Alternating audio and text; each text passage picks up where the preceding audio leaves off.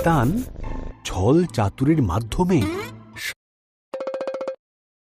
সাপ জিজ্ঞাসা করল, এইসব গাছগুলির থেকেই কি ফল খেতে ঈশ্বর তোমাদের বারণ করেছে? হবা উত্তর দিল, শুধু মাঝখানের গাছটির ফল খেতে বারণ করেছে, যদি খাই তাহলে মারা যাব। মারা যাবে না, ঈশ্বরের ওই গাছ থেকে ফল খেতে না দেওয়ার পেছনে বিশেষ কারণ আছে।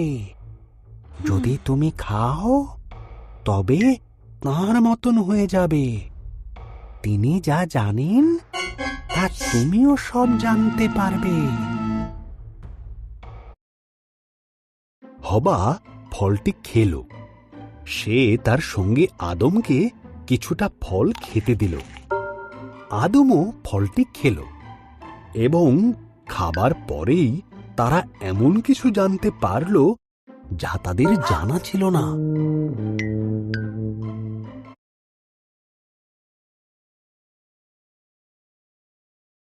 একটি বিষয় তারা জানতে পারল যে তারা উলঙ্গ ছিল।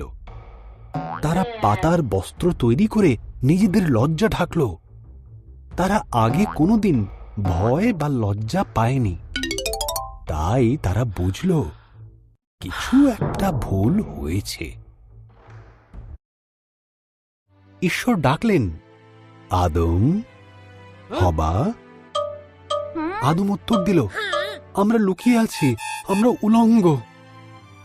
ঈশ্বর দীর্ঘশ্বাস ফেলে বললেন, তোমরা ওই গাছের থেকে ফল খেয়েছ, তাই তোমরা জানো। তখন আদম হবাকে দোষ দিল, আর হবা সাপকে দোষ দিল। আপ তুমি বুকে ভর দিয়ে চলবে। এক নারীর পুত্র সন্তান তোমাকে পরাজিত করবে।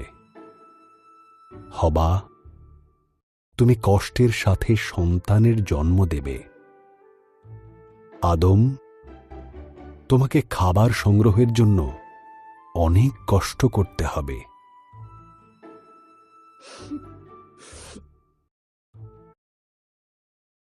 এরপর ঈশ্বর আদম এবং হবার জন্য পোশাক তৈরি করে তাদের পরালেন আর বাগান থেকে বের করে দিলেন। ঈশ্বর এক স্বর্গদূতকে জ্বলন্ত তলোয়ার হাতে দিয়ে সেখানে রাখলেন, যাতে তারা আর ফিরে আসতে না পারে।